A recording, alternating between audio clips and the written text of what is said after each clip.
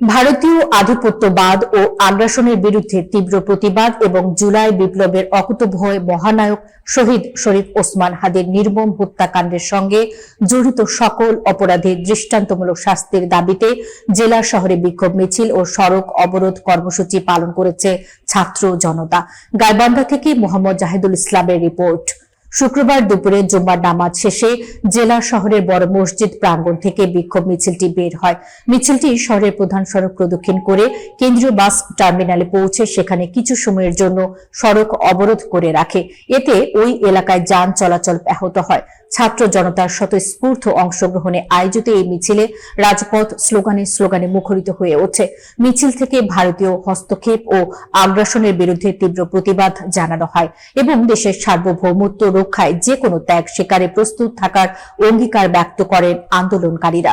বিক্ষোভ সমাবেশের আগে জুম্মার নামাজ শেষে শহীদ ওসমান হাদির রুহের মাগফিরাত কামনায় বিশেষ মোনাজাত অনুষ্ঠিত হয়।